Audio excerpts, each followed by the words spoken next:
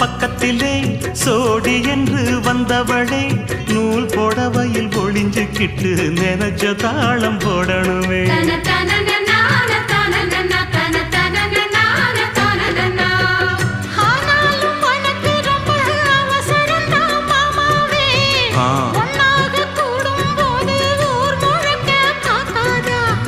பார்த்தாலும் தவறு இல்ல பனியுறங்கும் ரோசாவே உன்னால சொத்த வச்ச மூக்குலதான் வைக்காத